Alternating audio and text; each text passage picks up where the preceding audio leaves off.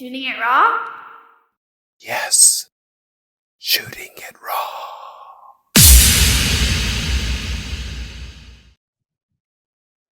So the one that I have is okay. So it's a great photo.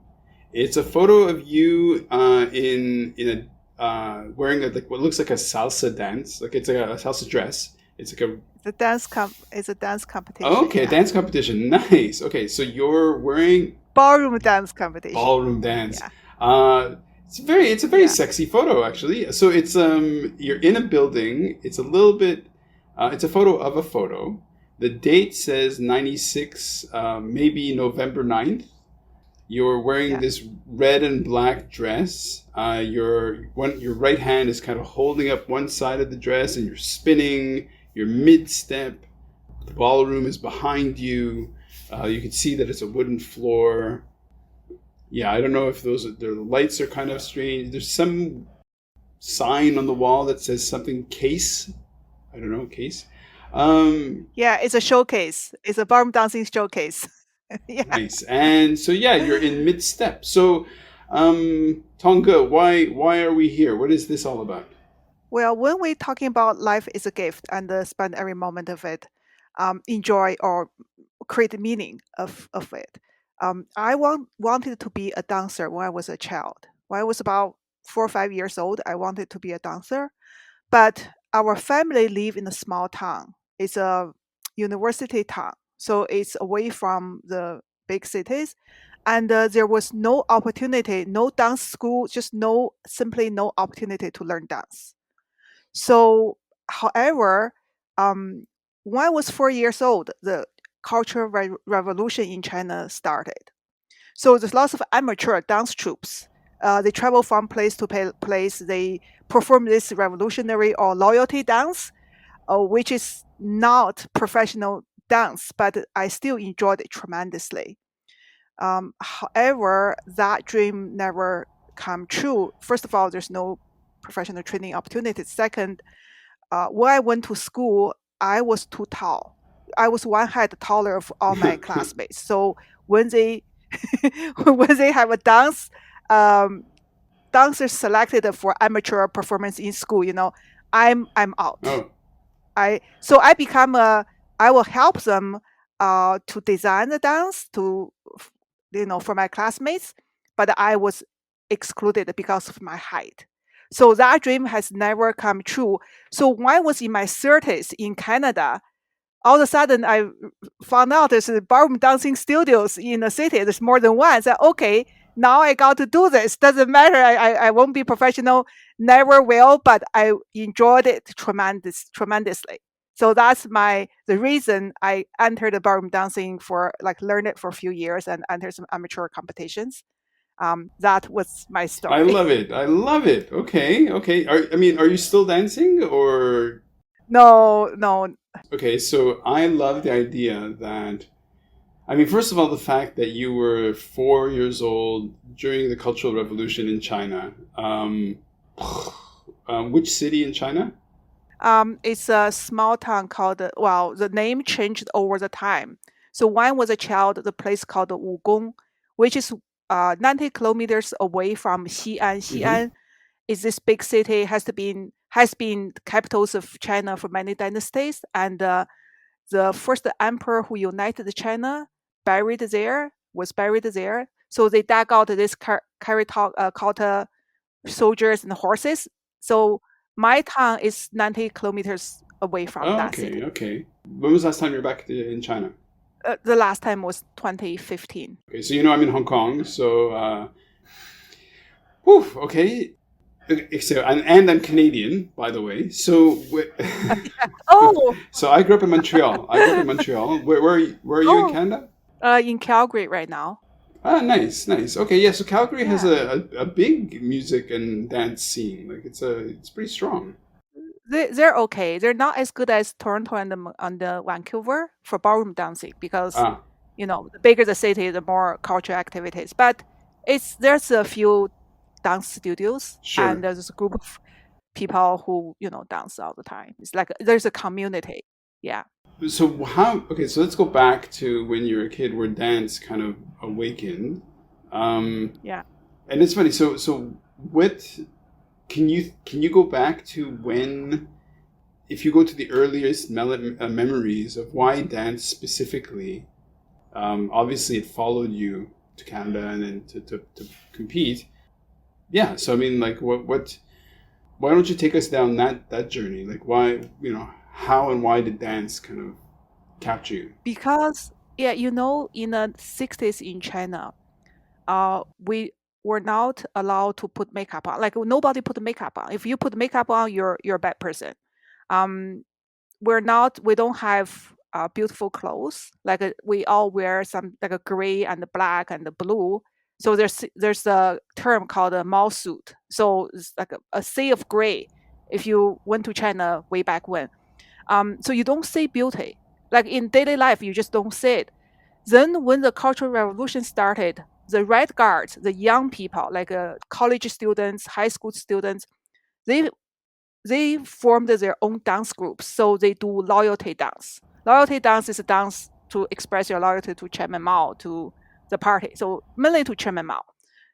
But when they did the loyalty dance, they put makeup on because they would be on the stage, and they would wear like a green uniform and red armband to identify them as red guards. So red guards is good, and Hmm.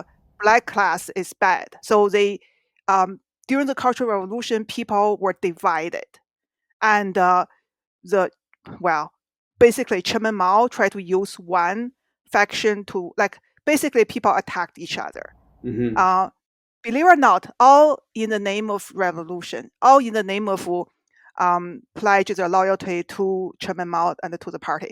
So, but all of a sudden, not only I see young people with makeup and they will look so beautiful to me, but they were dancing.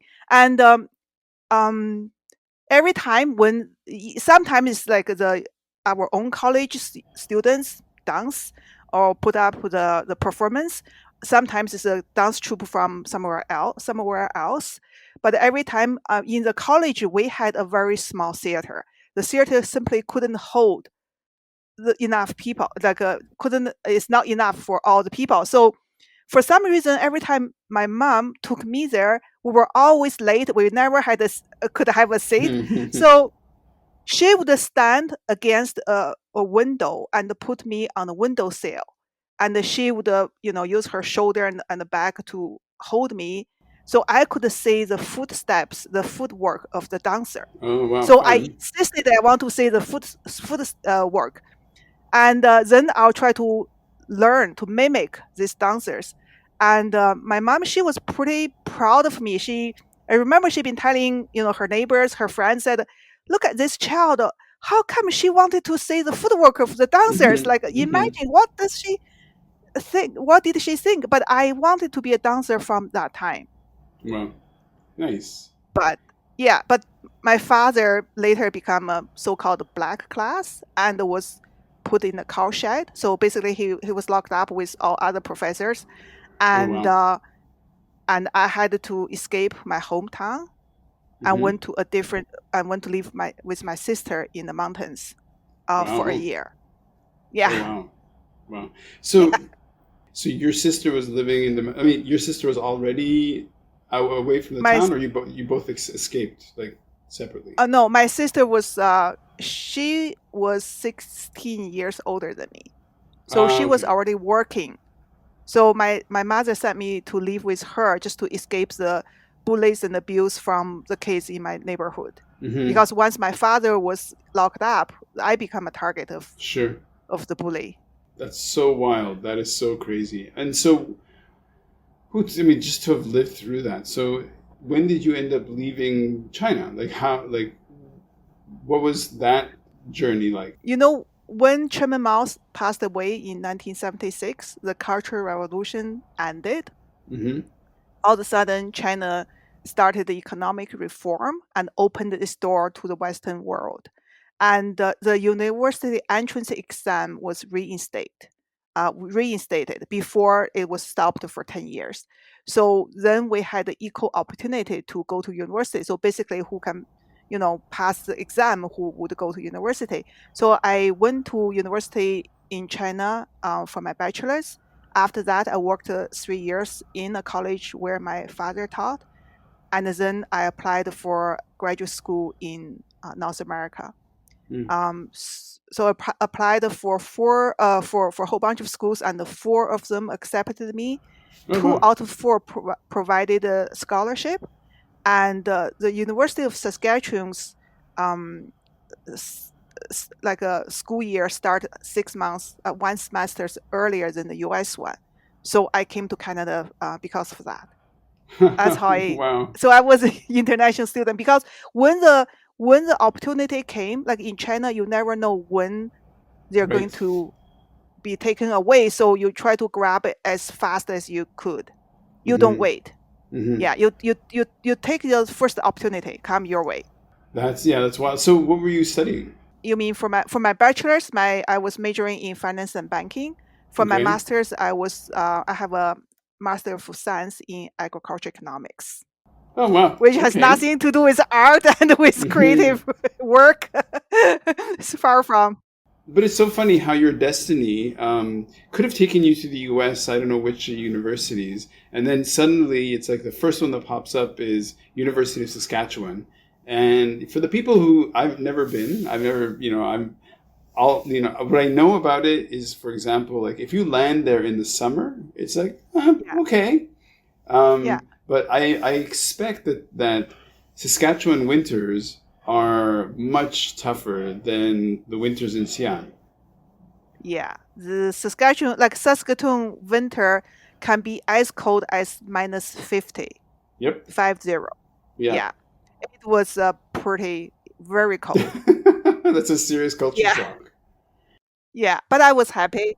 Okay. Well, in this photo, okay, so I'm looking at this photo. It's it's on the website. It's going to be on YouTube. It's going to be up there, and it's so great. Like you're in the middle of. So where's your? Oh, there is a partner. At first, I wasn't sure if there was a partner, Yeah, but I just blocked him completely. perfectly. Like it's perfect. Like Perfect. you really have to look. And you're just like, oh, wait a second. There is a guy standing behind you in a maybe a suit or tie.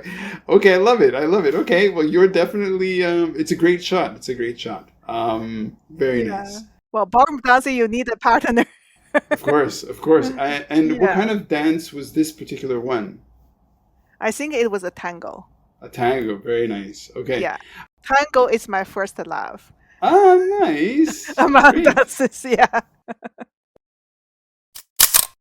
Shooting it raw?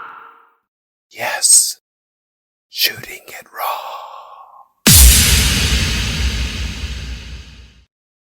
Oh, baby, I like